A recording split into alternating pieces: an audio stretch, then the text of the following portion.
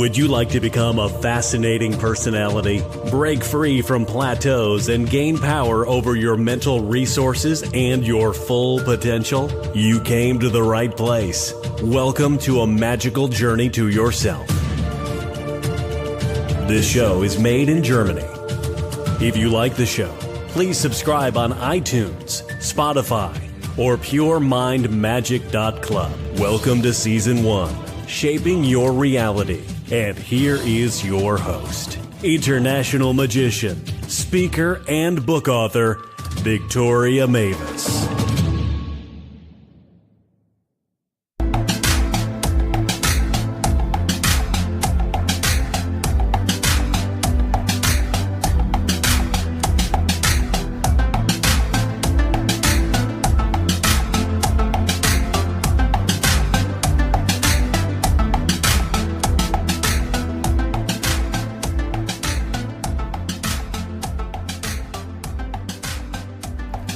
Ladies and gentlemen, welcome back to Pure Mind Magic. And today we have a fantastic interview coming up. I feel very honored that I have the LA producer Harry Lowell in the show.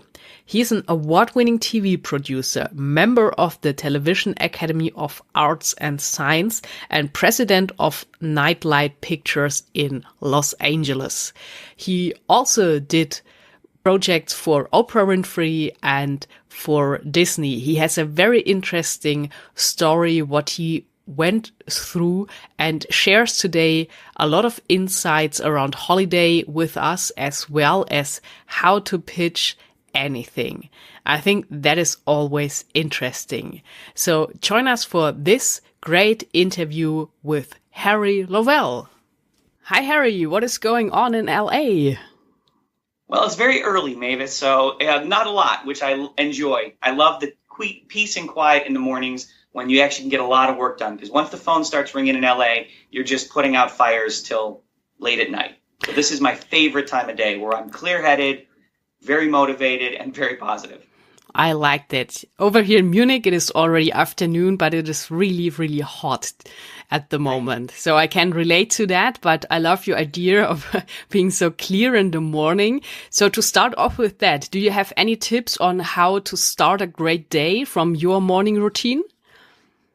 You know, I've read a lot of really interesting, morning routines from different people. My wife loves podcasting, and so Tim Ferriss and Bill Gates, everyone's got their routines. But I think what worked best for me is I love to get up when no one else is awake in the house, and that's when I have my most clear mind, biggest epiphanies, the most motivation, and I really feel like I connect to myself and what my motivations are in the morning, because I usually have 3 to 4 hours uninterrupted, without phone calls, without urgent emails, without crazy texts going off.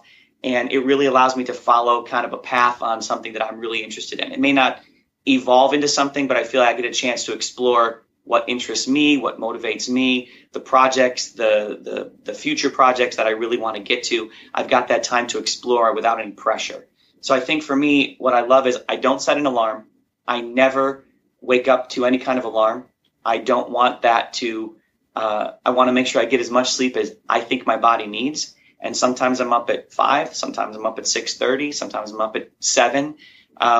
Most of the time I'm up fairly early because the sun comes up. We have a beautiful California sunlight that comes in, and that refreshes my body, and I feel I've got a whole new day to take something on. So what I like to do is go quietly into a separate room, pull out my laptop, and take a sketch pad, because I do like to write things down. I think sometimes physically doing things is really great, but I just let what interests me move me in the morning.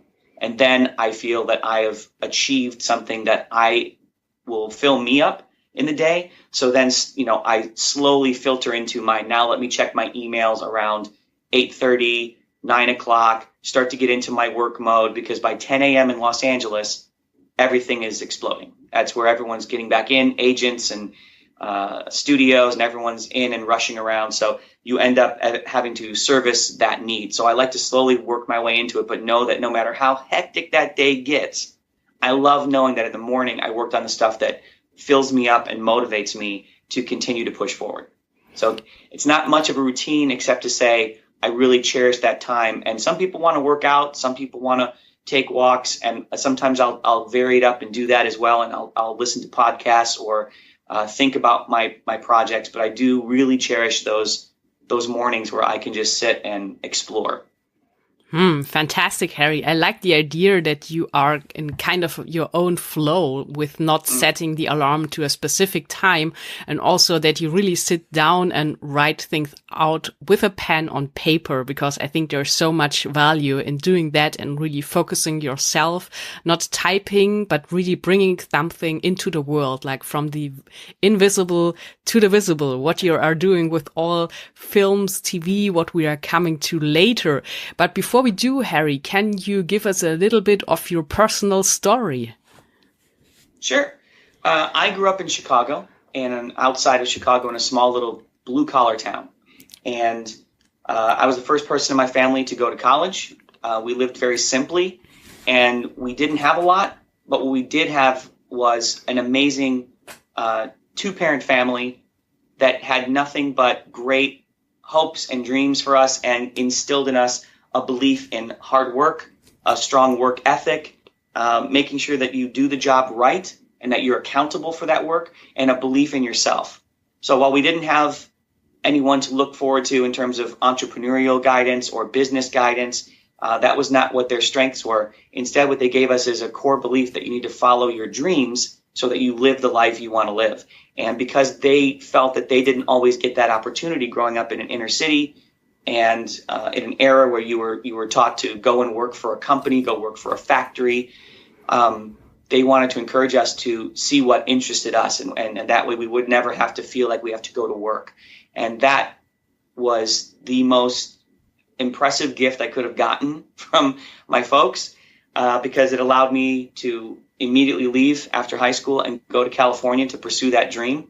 And I was very fortunate because professors and really strong mentors who took an interest, because I worked my butt off. We worked 14, 16, 18 hours a day. I slept on the floor at this internship I had, and I would wake up at 3 a.m. and continue to edit. And they recognized that. And these wonderful people, Cliff Einstein and Susan Butterworth from Disney, noticed that and gave and allowed me to learn how to be the best producer that I could be. And they taught me everything through watching them react with people, and I was able to get opportunities to do some really fantastic work in my career. And I think the thing that makes me the most happy is,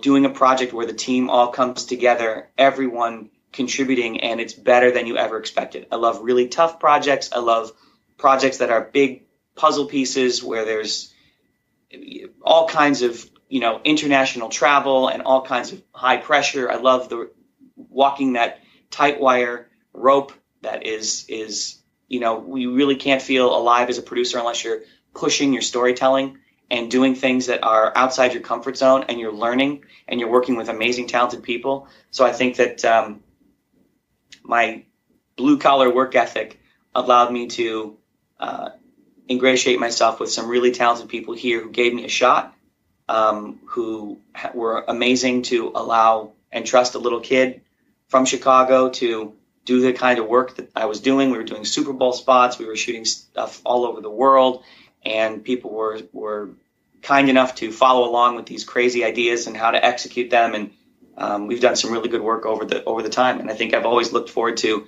giving back. I think it's an important element because so many people in this industry, it's not a clear path. This is in film and television, unlike being an architect. Right? An architect, you go to school, you're going to train to be an architect, and at some point, you will be an architect. Will you be the best architect or the one that's doing the biggest things? That's up to you, but you will be able to become an architect. In producing, directing, being a magician, there's no clear path. You have to figure out and believe and connect with people that are like-minded in order to make that dream come true. So I've been very fortunate, and I realize that, and I work every day to honor those people who trusted me and continue to pass that on to people who deserve an opportunity, because it's a very, very tricky business. That is true. And it's really an amazing story you went through. And I think you had the strong desire that attracted you to your dreams and really make the things come true you had in your mind. Yeah. Very nice. So Harry, you know, to that point, I know that, you know, my interest when I was very young, I knew that this is what I wanted to do. I didn't say it out loud like that, but I made little films and filmed things in the backyard and tried to do little animation pieces with my Lego, you know, people. And my dad would come back from the factory and he would be my cameraman. He would be my lighting guy. And so it was amazing to have that kind of support from your family who embraced a craft that had really no relevance in my blue collar upbringing. It wasn't something that was, you know, you could go and say, my uncle does this or my aunt does this. They really had no idea. There was nothing to guide me, but they just supported that was a passion of mine. That was something I couldn't stop myself from doing. So it was so great that they, without hesitation, lended a hand, bought video cameras when they could afford it to give me a chance to, you know, pursue what it was I loved, you know, and I had to learn a lot of it by bumping my head and running around and reading books and trying to figure that kind of stuff out. And it was such a rewarding opportunity because my parents just said, keep working, keep studying. This is what you want to do.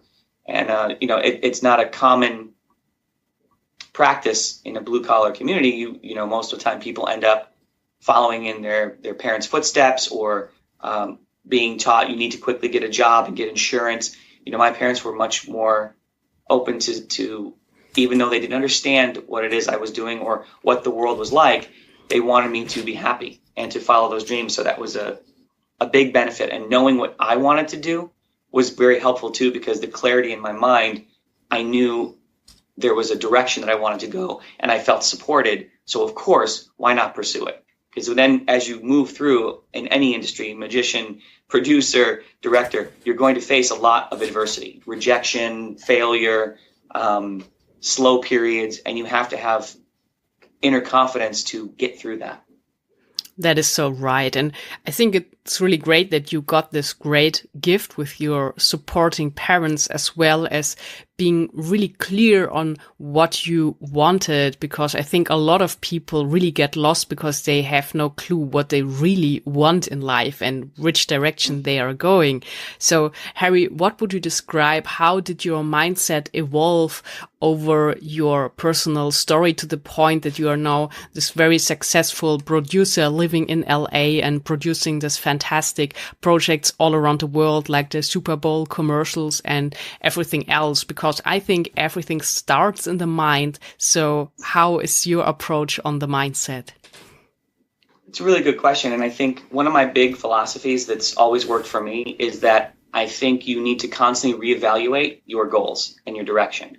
So what I wanted at 17 was different than what I wanted at 23, different than I wanted at 30. And I think it's because you start to learn, as you make progress in your life, your relationships change, your financial status change. Sometimes the industry you want to get into changes. The city you're living in might be shifting and changing for the good or the bad. And I think that a lot of people will, and I see this happen often, pursue one. Maybe they're interested in something. They'll pursue it only to find out that 20 years later, they're really not happy and they haven't been happy in a long time. But rather than reevaluate that and understand that maybe that this choice needs to change, they've stuck into it. And now they feel trapped. They feel that they can't move. They feel that they're locked into mortgages or car payments or family situations. So one of the things that was really important to me was being able to constantly reevaluate my goals and to see if what I want is still what I love. And I think that's an important distinction. So I was able to see what fills me up in the roles and the jobs that I was doing, but also see what am I missing or what things am I coveting, or is the percentage of what I love about this job being eclipsed by the stuff that I don't like about the job. And so that was an important element as you advance in your career, because I think making course corrections, sometimes small, sometimes large, is crucial if you really want to live and have the best business life that you can and that fills you up. I think I'm very lucky. I think like you, Mavis, that when a magician knows what she wants to do, and that is a difficult path to achieve, but you are committed, you know that fills you up. And there are hardships and there's a lot of struggle to go through for that. But ultimately, it is what motivates you to get up in the morning, and what you feel that this is what your intention is to do. And you will, even within that magic industry, you will grow and shift and change in terms of, do you want to do a one-woman show? Do you want to do a televised show? Do you want to do smaller clubs? Do you want to do bigger headlines? All of that are things that have goods and bads, and you have to evaluate where it is you want that career to go and grow as you grow and change. So for me, when I didn't have kids, it was great for me to really pursue things that gave me international experience, feature film work, television shows. And then when I decided I wanted to have a family, and my wife and I, we knew we couldn't be traveling around as much as we were, I was able to change my career path to find more localized clients, do more Super Bowl stuff that's Los Angeles based, so that when my son was younger, I could be there for dinners every night at 4:00 and make that world happen, so I could be the parent I wanted to be and also be the producer I wanted to be at that time. Then as my son got older and we could Skype and he could travel with us, then I said, I want to go back to doing some other projects where I'm traveling the world. We just did a huge concert, which was with Gwen Stefani and CL and Andra Day. We were in Korea for 8 weeks, and it was very fulfilling. And I wouldn't have done that and taken that project earlier when my son was younger, because I would miss too much. But now he's older, and now he can fly out and see me. We can Skype and chat. So, it's all about making course corrections, in my opinion, so you can still enjoy the bulk of your life, the bulk of your business, and that you balance it out, right? I don't think, even as much as producing can absorb you, I could do this 100%. I know that it doesn't fill me up if I don't have my family component. So you have to balance that out. And everyone's balance is different. Everyone's needs are different. For me, that's what I had to do to feel that I was having a successful, fulfilling life. I needed both those elements, which means I had to give and take on both. That is a really good approach. And I think you are so right that the mindset and things you want to have in life are changing over time. And as you yourself are evolving and meeting other people, seeing new opportunities and all that. So yeah, it sounds like you're really grounded and also very creative. I like this combination. So let's talk a little bit about pitching things, because in film business and in the television world, it's normal when you got a great idea. This is one thing, but you must be able to sell the idea and to pitch it, like to wrap it up very nicely that you pique or get interest from other people for your idea. So what would you say, Harry, are some really good guidelines to pitch anything to anyone? And this is one of my favorite things. And I learned a lot of this from my wife and from advertising, because I think that, everyone at some point has to sell something.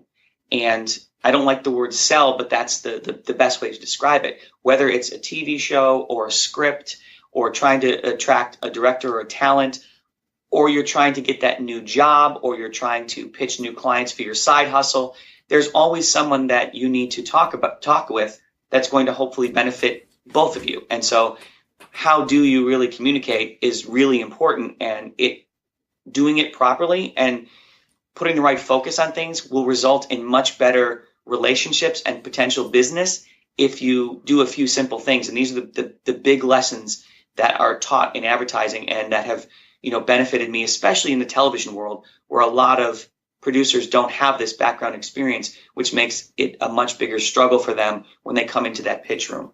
I think the first thing about pitching things to anyone is understanding what your goal is. What's your objective? What you want to walk out of that room doing, and being realistic about that goal.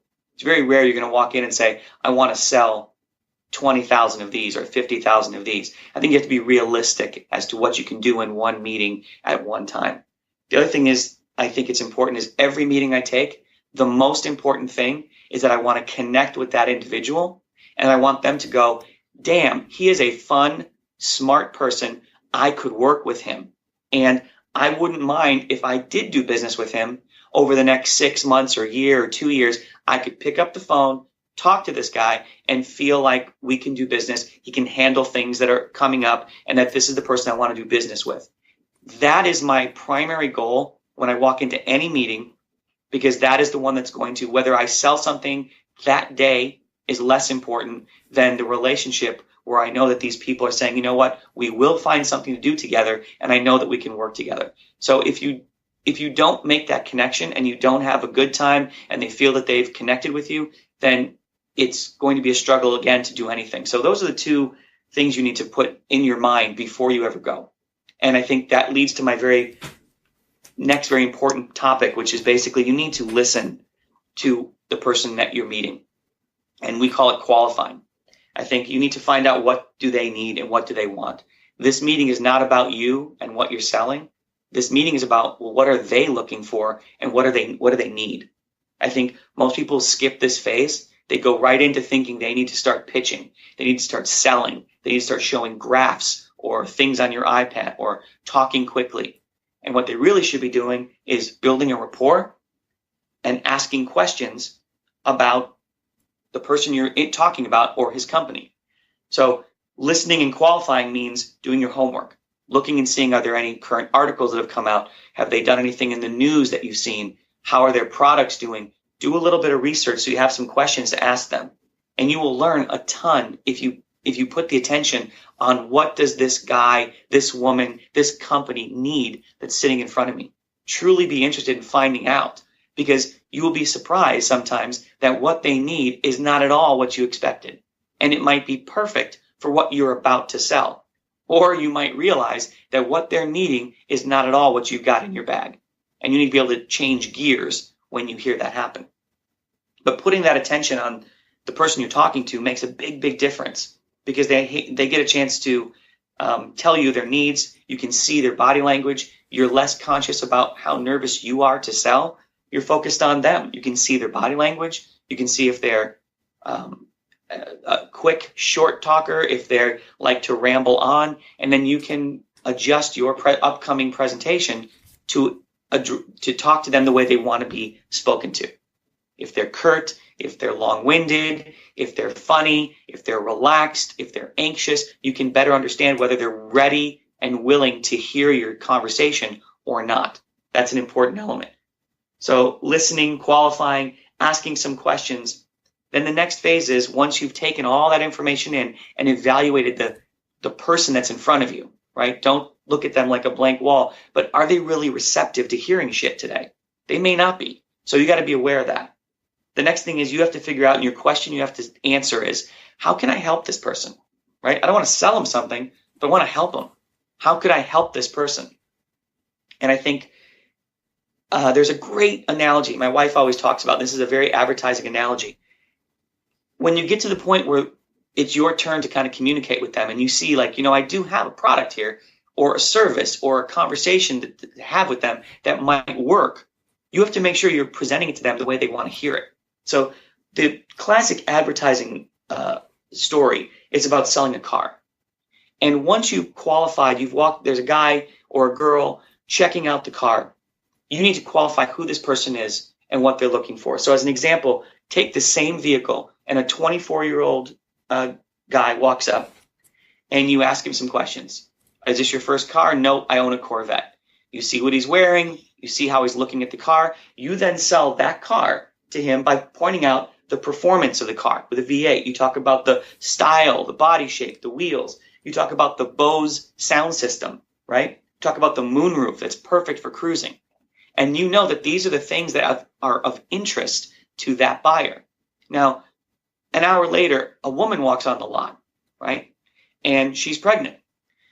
You qualify and chat with her. What is she looking for? You judge what she's looking for, and you sell that exact same car to her, but you point out different features.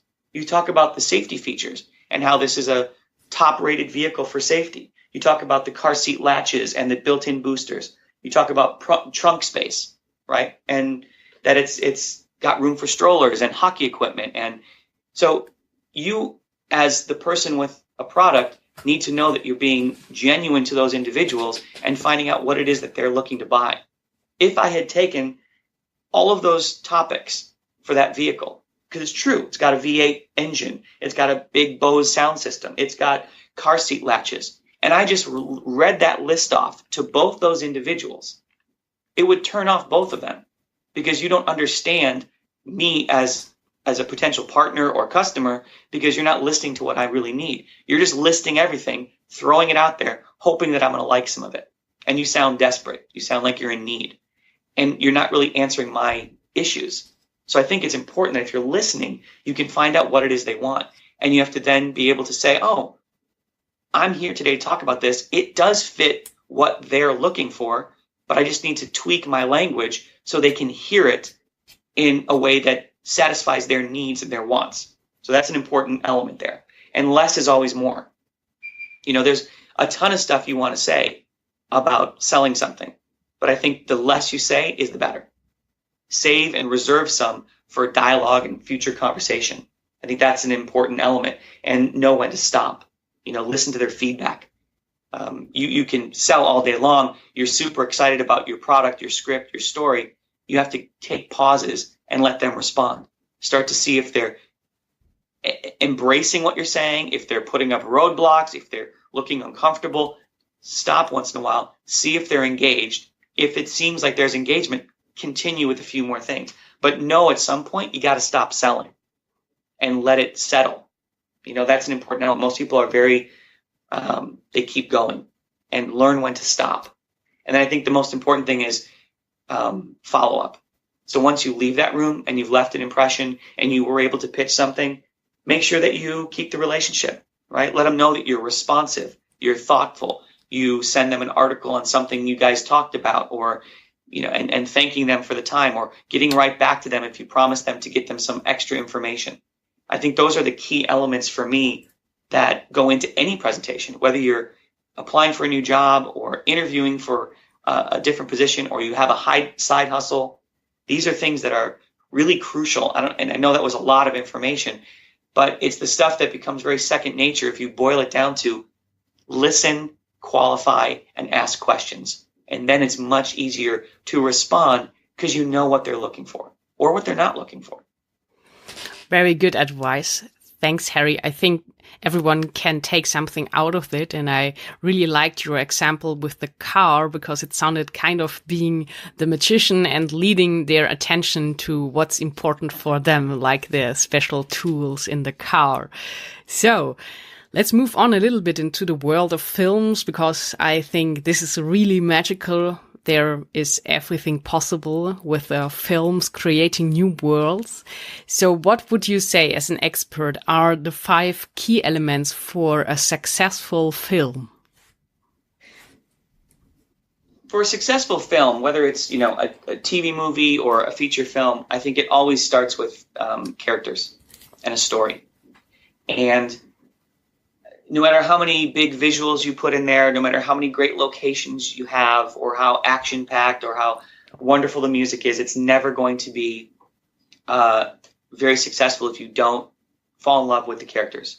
And I fall in love meaning you hate the bad guys, you love the good guys, you cheer for the underdog. And I think it's easy to get caught up in all the extraneous stuff, but if you really start with a great, usually fairly simple plot, even if it's in space with crazy stuff, they're usually fairly simple plots if you break it down, and great characters.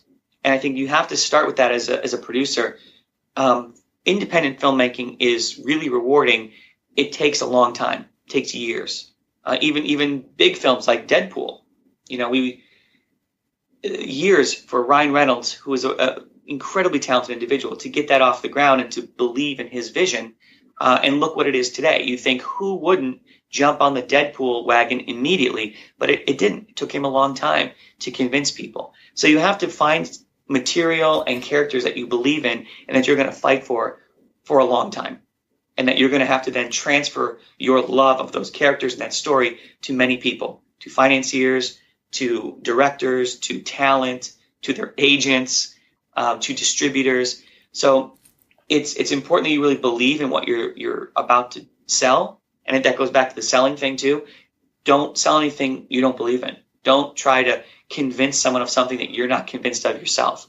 So if you're not fully committed and connected, it's never going to work because you don't have the inner drive and the passion, and people will feel it, if you believe in those characters. So the material is the most important part. And in a film, you want to break it down by getting that script, those characters, and then it's about attachments. Independent's different than studio, but speaking independently, then what you need to do is try to find yourself either the right talent or the right director. Sometimes the directors can help you bring in the right talent because of the relationships. Sometimes the distributors know who has value, so you want the right talent to bring those characters to life, but that also makes sense in a financial world. You might need to shrink the people that are acceptable in a certain role because you need to make back money for your financiers. So you need to balance all of those. And I think that finding the right talent, the right director is the next big step because that will help you secure your financing. And the tricky thing, I'm sure, Victoria, like your work, every magic trick has so many parts to it, and each part has to be done flawlessly. The misdirection, the theatrics, the technical side, the trick itself, the payoff, each one of those can't be ignored. You can't skimp on the music after having the perfect talent, the great locations, and then, not get the right music because it will fall flat, and the sound is so important in a film. And you have to think of every little piece has to be correct for that. Some films can be done lower budget, and you can do it in a way that's specific to that genre, but you need to be truthful to whatever story you're telling. If it's a comedy, if it's a dramatic drama piece, if it's an action adventure, you have to make sure that every person you hire, a composer, the stunt coordinator, the talent, the director of photography, they all fit and add value to that story. And that they're excited like you're excited. And then hopefully each one of those people will bring something special better than what you ever thought. And your job, from my perspective as a producer, is to make sure that you are encouraging the right people to really explore and do great things on the film, and that once in a while to pull them back when they go a little too far. You have to know and balance between, because film is also a business, which is why it's the film business. So sometimes you can't just do artsy, creative things without also considering how can I make my financiers return on their investment. Because I always believe in longevity and relationships. The clients and the networks and the studios I've worked for years, because we deliver what we say. They listen to our input, even if we don't necessarily agree. They will listen to us because we're being respectful. They understand where we're coming from and that we're all trying to make the best film and make it successful because we want a long-term relationship. So find those films that you believe in, understand what they're worth, make sure you understand the return on investment, and that I always believe I got great advice from mentors who told me find and work on things that you want to continue to do, right? So if you end up getting pigeonholed into doing comedies, but you really want to do large action adventures, then you need to start showing people that you can make those kinds of films and those kinds of stories and get and move into that kind of world. Because the more you do and learn in the genre and the direction you want to go, the more those projects will come to you. I think it's karma, but I also think it's simply a trust factor. In this industry, there's a lot of money at risk and a lot of high-level jobs, and nobody wants to risk losing their job and their stature. And so what they want is they want to know, Harry, are you really going to make this film sing? Is it going to be great? Am I going to look good to my bosses? You have to make sure that you're doing that for them and delivering for the audience. That's important, because when the audience is happy, the distributor's happy, the studio's happy, the talent, the director are happy, everybody gets future jobs, and now we get to make more. And that's the goal, right? Is to turn out product you're proud of, and that it leads to new jobs. So from a film standpoint, you've got to get that storyline. And it's difficult when you're a beginning producer to get to the next phase, which is the actors and the directors. But a good story, a good film script will help you tremendously, because good storytellers want to find projects that inspire them. So that's going to give you a big boost rather than just grabbing something that your friend wrote and seeing what you can do. Really take your time, really figure out what's going to be something you're willing to commit a couple years of your life to and stand behind from rejection after rejection till finally you're standing on the set and seeing your film come to life. It's a great feeling. Yes, that is so true. And I really liked what you said about all these small pieces that come kind of together to create the big picture. And for me, film is like magic because you are creating an illusion for people. So they know what they see is not real, but it is your job to do everything you can to make it feel real for that moment they are watching it. So this is a big thing. And also you said there is film business and it's with show business because you always have this two worlds of being very creative, but also earning money with what you are doing. And I think this is the big art to combine these both fields to be really successful in film business or show business. So Harry, because a lot of creative people are listening to this podcast, what is your take on working as a creative person, a talent, an actor, whatever, with agents and managers? I think, there's different relationships that agents have. Well, let me explain the difference. So some people don't know the difference in an agent and manager. That's the question.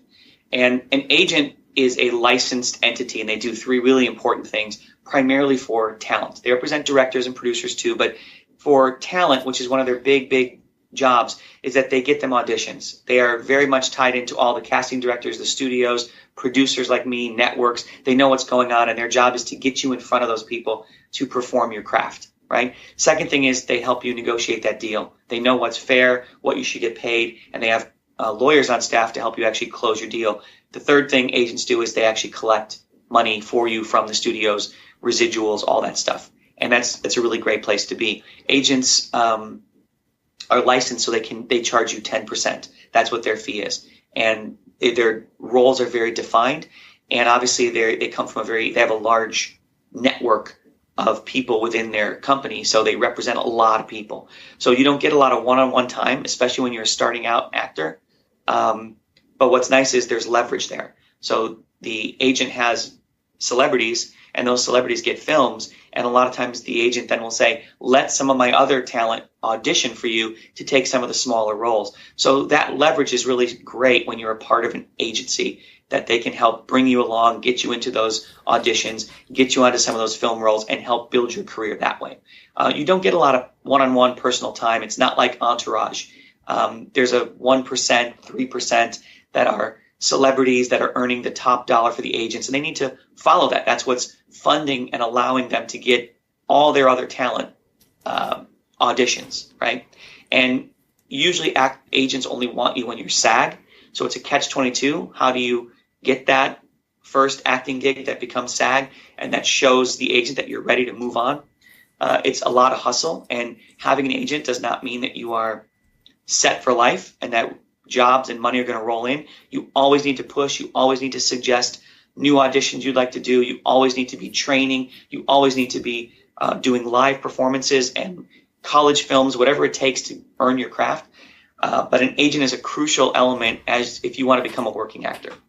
Managers, there are great managers, and then there are managers that just collect checks. You have to be very careful because a good manager can really help boost a career. Managers are not regulated, so their job is to really help in a 360 capacity kind of guide your career. They're one-on-one. They have smaller rosters.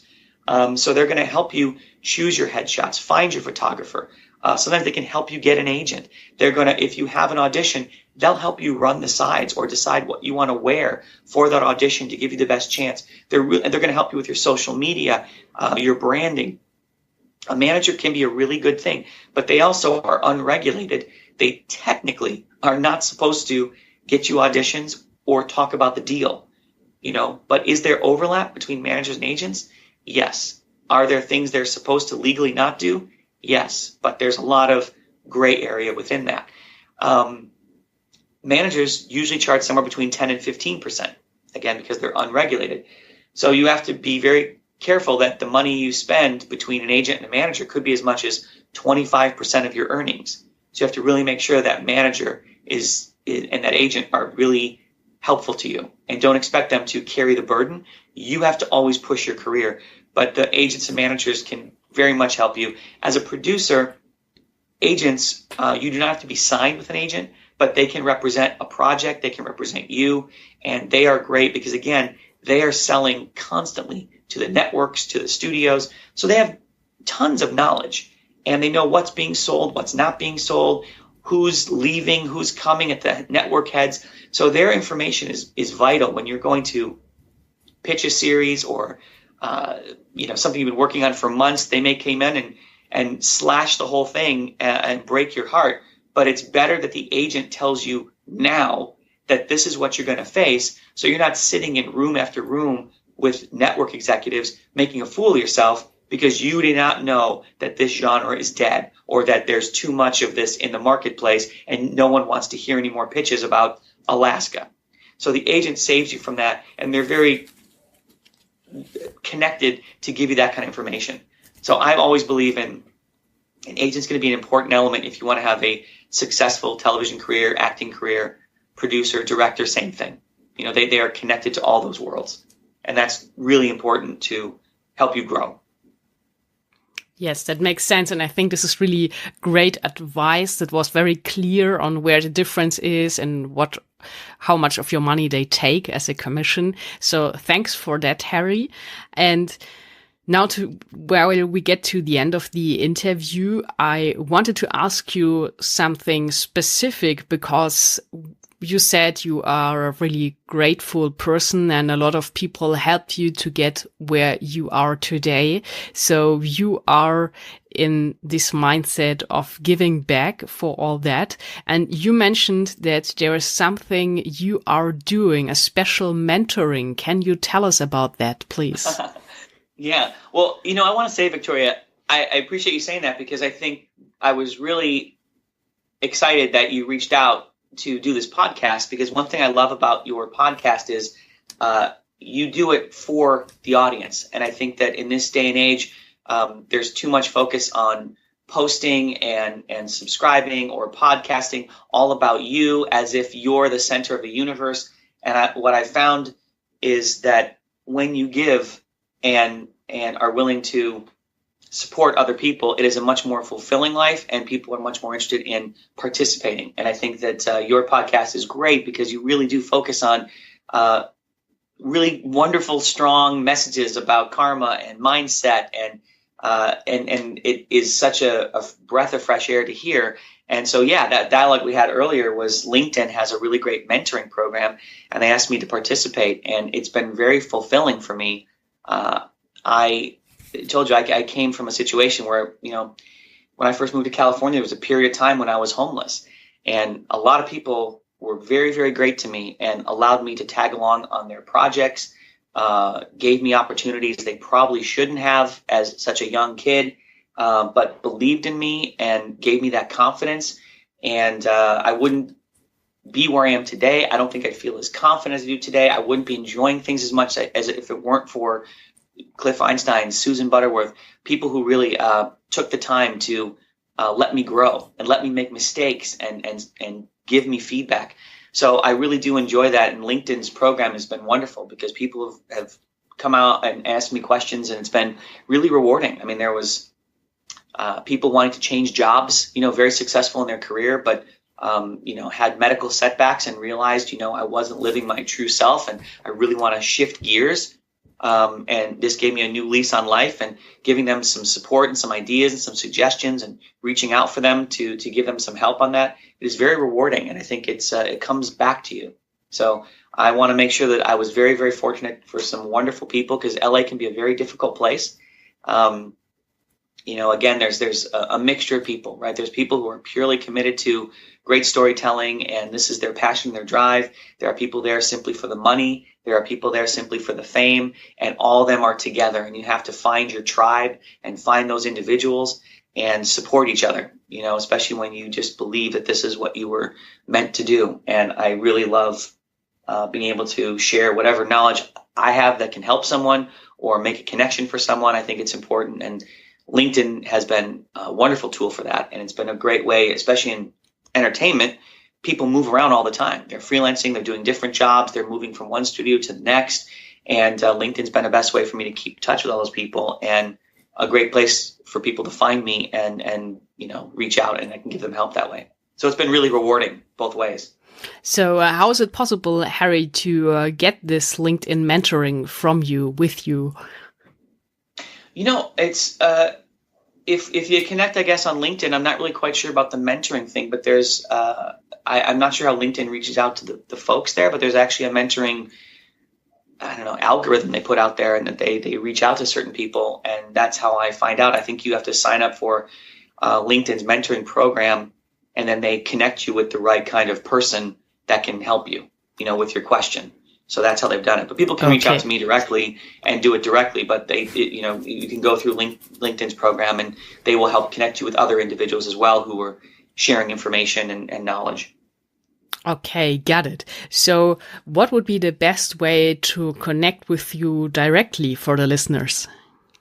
LinkedIn's great. I think that's always a wonderful way to stay in touch with, people, especially those in the industry or trying to grow their business in the industry. And then also Instagram, @GoodProducer.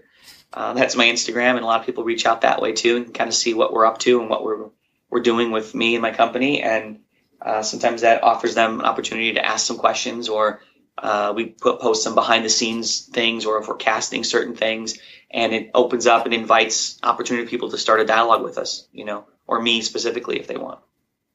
All right, perfect.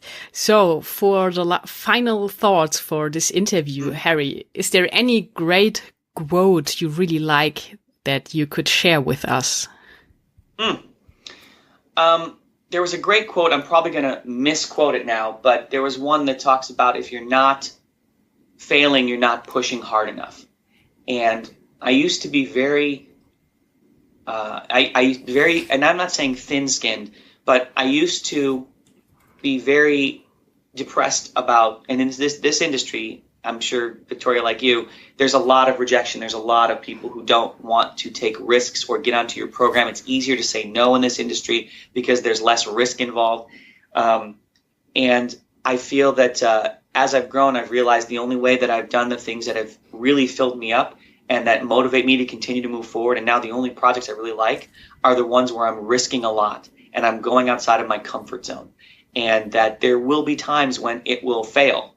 And then I know I'm pushing enough. If everything is moving along and I never have any failure, then I'm not really, I'm holding myself back because I'm not trying the stuff that really is interesting to me. So I try the stuff that really inspires me, things that I really want to do, and there will be setbacks, there will be failure, but I feel that I can dig through that now thanks to what my parents gave me, thanks to the mentors that have supported me, and even through my failures, stood me back up and said, this is how we keep going. And I owe that to them to keep my head up. And one thing I found, Victoria, that's been really helpful is I give myself, when there is that failure, when there are those setbacks, I give myself a period of time to mourn and to be mad, a short period of time, and then I go for a walk or I play some racquetball, something that takes my mind completely off the situation, racquetball or sports especially. And if I'm out of that mindset of feeling sorry for myself or being angry or thinking people are short-sighted, I reinvigorate myself and I'm ready to tackle it again. Because not everything's right for everyone, and you have to keep pushing if you believe in it. And that's an important element. And I always feel like I owe it to my parents, I owe it to Susan Butterworth to keep pushing and doing things because they've always believed, and I should too. So yes, I hate failure, but if you're not failing, you're not pushing hard enough. That is a cool magic trick, Harry, to get you out of this mindset to do something really else.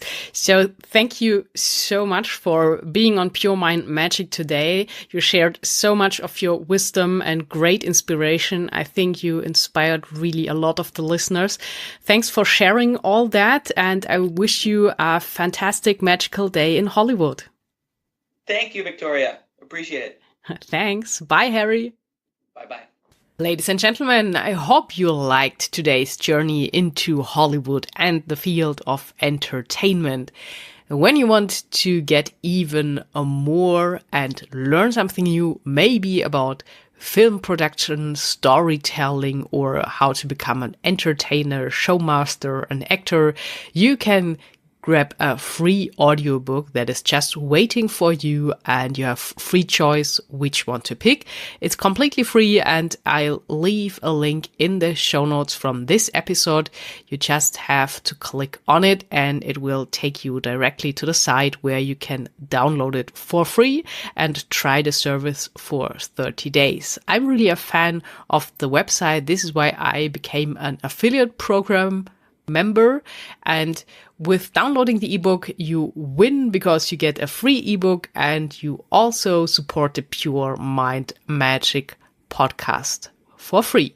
So enjoy listening to the audiobook, and I talk to you next Wednesday with another midweek motivation. Have a magical day or a magical night. Until next time, create some magic.